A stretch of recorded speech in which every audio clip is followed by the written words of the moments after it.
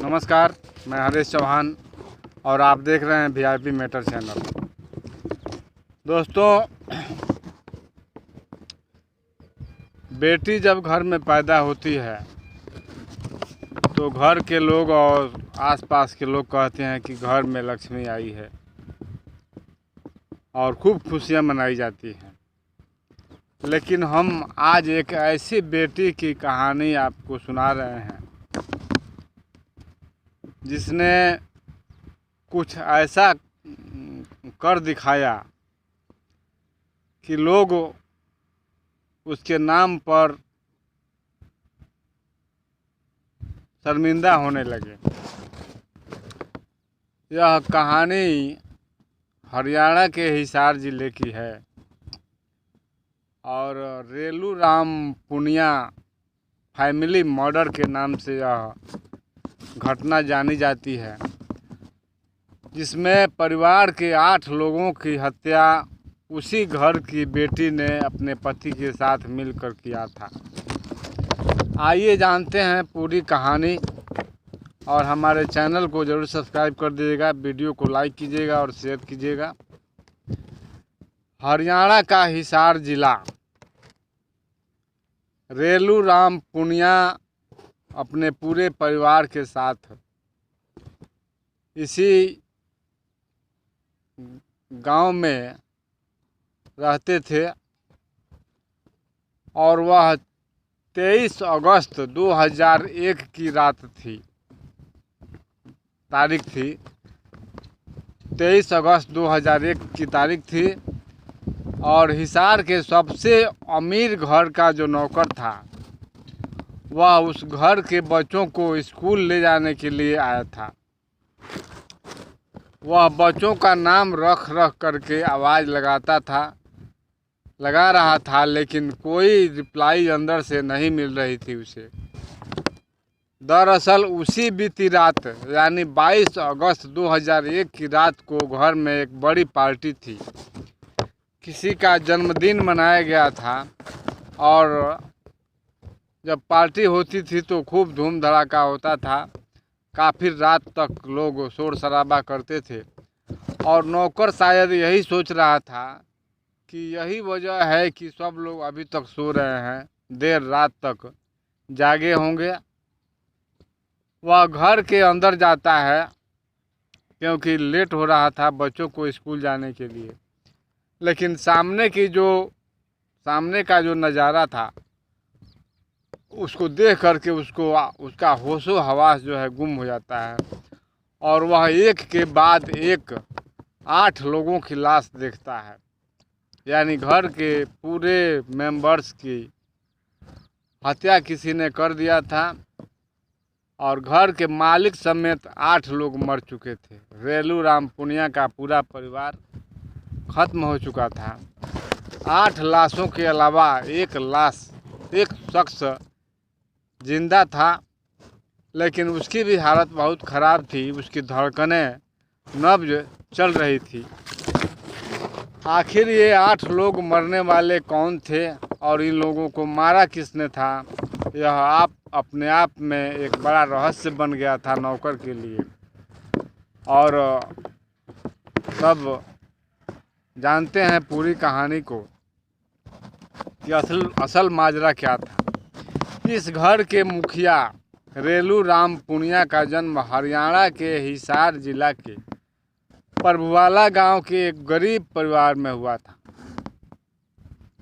छोटी उम्र से ही इन्होंने जो ट्रक होता है उस पर हेल्परी का काम किया, क्लीनर का काम किया और फिर रेलू राम ने अलकतरे का बिजनेस शुरू किया और ऊपर वाले की मेहरबानी हुई कि ये हिसार के सबसे धनी आदमियों में इनकी गिनती होने लगी। फिर तेल का बिजनेस शुरू हुआ और फिर लक्ष्मी जैसे इनके ऊपर पूरी तरह से मेहरबान हो गई। फिर तो इतना पैसा हो गया कि 100 एकड़ ज़मीन खरीद कर उसमें एक महल नुमा मकान बनवाया गया। 2000 के दशक में यह एक ऐसा घर था जिसमें दूसरी मंजिल तक रैंप बना हुआ था। 4 पहिया वाहन जो थे या छोटी छोटी गाड़ियाँ दूसरी मंजिल तक आराम से चली जाती थी। और इस घर को देखने के लिए लोग आया करते थे कि कैसा घर है जो 25 एकड़ में बना हुआ था। 25 एकड़ बहुत काफ़ी ज़मीन होती है घर बनाने के लिए। फिर रेलू राम ने राजनीति में अपना कदम रखा। 1996 में विधानसभा का चुनाव था। उससे पहले लोक दल ने उन्हें भरोसा दिलाया था कि उन्हें एमएलए का टिकट दिया जाएगा। इसी लालच में रेलू राम पुनिया ने पार्टी पर जमकर खर्च किया, लेकिन ऐन वक्त पर लोक दल वादे से मुकर गई और टिकट दूसरे को दे दिया गया। फिर रेलू राम पुनिया ने निर्दल से चुनाव लड़ा और बरवाला विधानसभा से चुनाव जीत गए।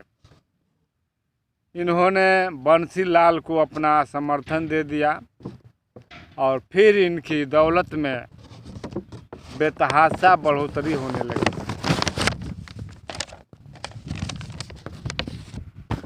इन्होंने आसपास के लगभग 170 एकड़ ज़मीन खरीदा। दिल्ली, नोएडा और अन्य कई जगहों पर इन्होंने घर भी खरीदा। दुकानें भी खरीदी गई, बड़ी बड़ी दुकानें। इनका घर ही 25 एकड़ में था। सब कुछ ठीक ठाक चल रहा था, लेकिन फैमिली लाइफ जो होती है उसमें कुछ गड़बड़ चल रही थी। रेलू राम की 2 शादी हुई थी। पहली पत्नी ओमी देवी थी, जिसका एक बेटा था सुनील, और दूसरी शादी कृष्णा देवी से हुई थी, जिनकी 2 बेटियां थीं। बड़ी बेटी सोनिया, दूसरी बेटी प्रियंका। बड़ी बेटी ताइक्वांडो खेल की शौकीन थी और वह ताइक्वांडो सीखना चाहती थी, और तब उसकी ट्रेनिंग के लिए एक ताइक्वांडो ट्रेनर की व्यवस्था की गई और यह ट्रेनिंग के लिए जाने लगी। ट्रेनिंग के दौरान सोनिया की मुलाकात संजीव कुमार नाम के एक लड़के से हो गई और मुलाकात प्यार में बदल गई। प्यार के बीच एक अमीरी और गरीबी की दीवार खड़ी थी।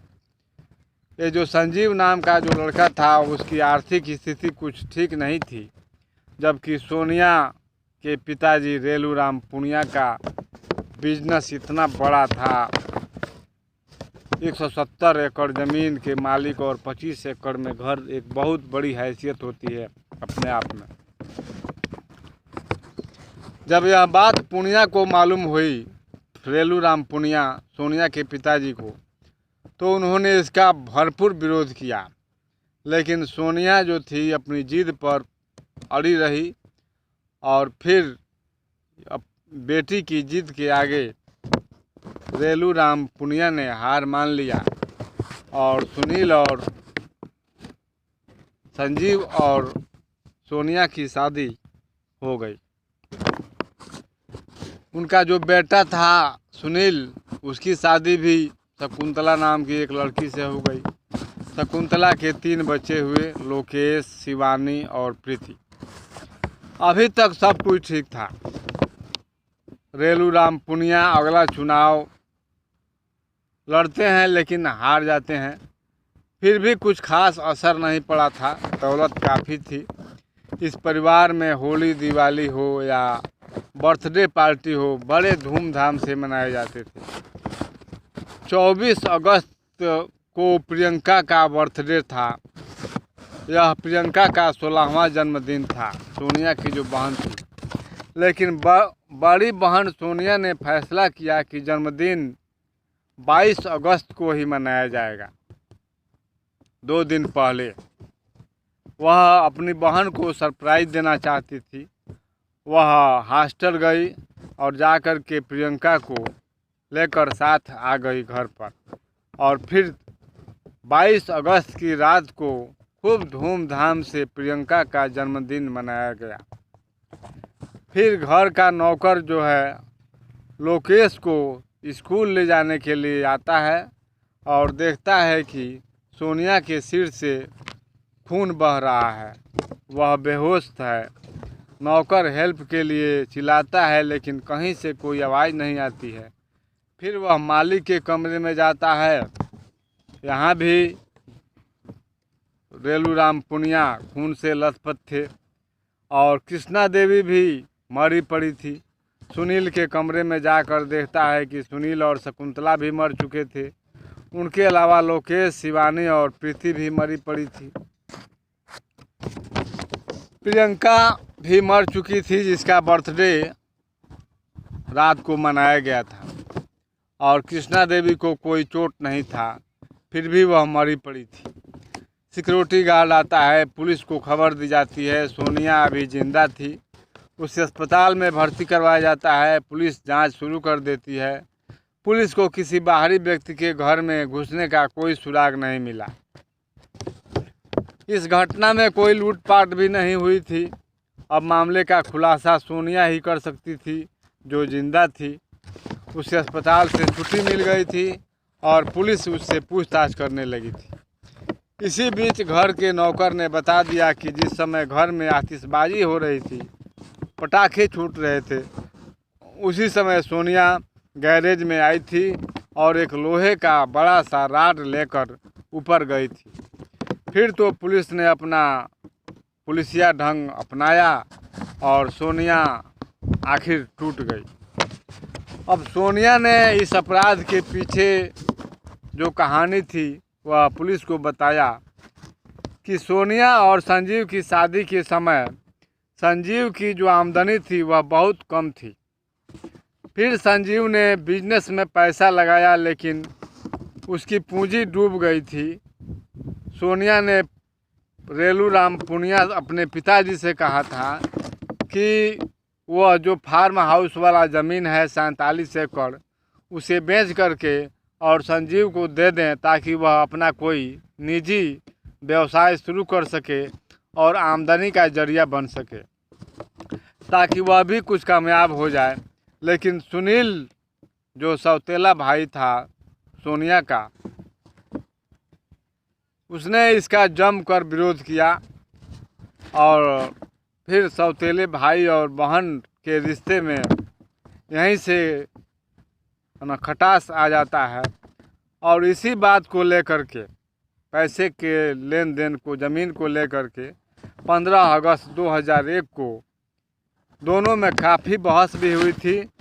फिर सोनिया ने अपने पति संजीव का रिवॉल्वर सुनील पर तान दिया था।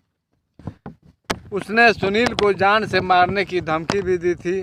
फिर सोनिया और संजीव मिलकर परिवार के सभी लोगों को रास्ते से हटाने की योजना बनाते हैं ताकि पूरी जायदाद के मालिक वे बन सकें।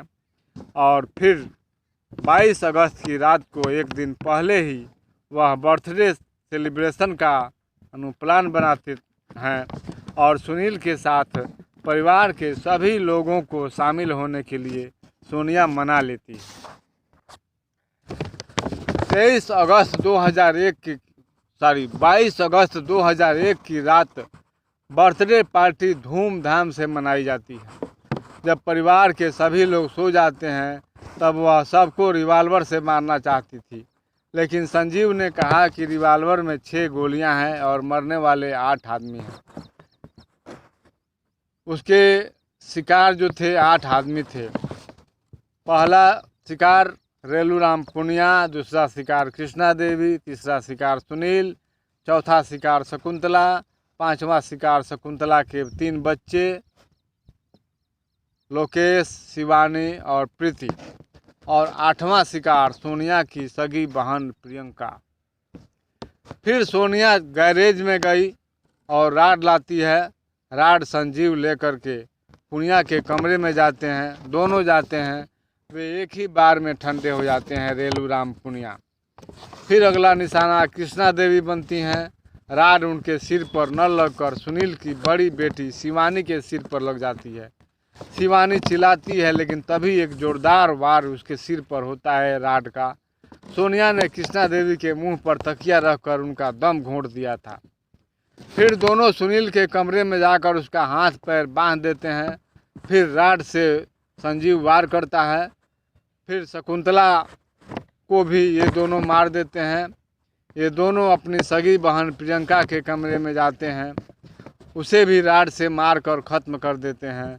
फिर ये लोग सुनील के बेटे लोकेश और बेटी प्रीति को भी मार देते हैं। अब देखिए साहब, 50 साल की उम्र है रेलूराम पुनिया की, 41 साल की हैं कृष्णा देवी, और प्रियंका थी 16 साल की, सुनील थे 23 साल के, शकुंतला थी 20 साल की, लोकेश 4 साल का, शिवानी 2 साल की, और प्रीति जिसने अपने जीवन का 45 दिन देखा था इस धरती पर। सोनिया ने खीर में अफीम मिलाकर सबको खिला दिया था। खाने के समय सब लोग बेहोश हो गए थे खाना खा करके। और फिर संजीव ने सोनिया के सिर पर भी हल्का वार किया था कि पुलिस और अन्य लोगों को गुमराह किया जा सके कि दूसरा आदमी, बाहरी आदमी आ करके सबको मार कर और चला गया।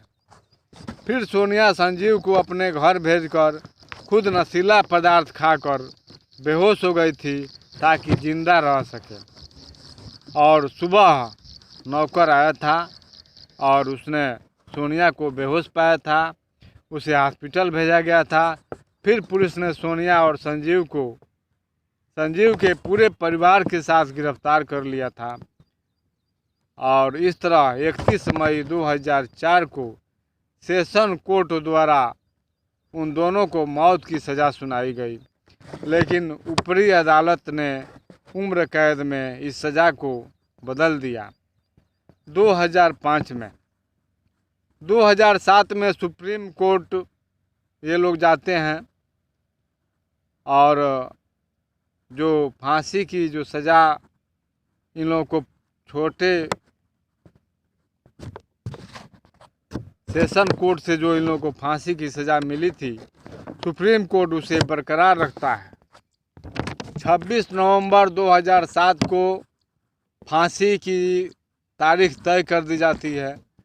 फिर ये दोनों हरियाणा के गवर्नर के सामने दया याचिका दायर करते हैं और उसी समय प्रतिभा सिंह पाटिल जो राष्ट्रपति थी, उन्होंने इस बात पर कोई एक्शन नहीं लिया था। फिर सुप्रीम कोर्ट ने फांसी की सज़ा से बदलकर जनवरी 14 में उम्र कैद कर दिया। जेल में रहते हुए सोनिया ने आत्महत्या का प्रयास किया, लेकिन असफल रही। और ये संजीव जो उसका पति था, वह भाग करके बंगलौर चला गया था और वहाँ वह साधु के भेष में रह रहा था। फिर उसे मेरठ से गिरफ्तार किया गया था। तो अभी ये लोग जेल में हैं और यह कहानी हमें यह सीख देती है कि आदमी को इतना धन के पीछे नहीं भागना चाहिए कि पूरे परिवार का खात्मा करने पर उतारू हो जाए व्यक्ति। शबनम, इसके बाद जो घटना घटी वह शबनम वाली घटना थी अमरोहा की। शबनम ने भी अपने प्रेमी सलीम के साथ मिल कर के अपने परिवार के 7 लोगों की हत्या की थी 14 अप्रैल 2008 की। तो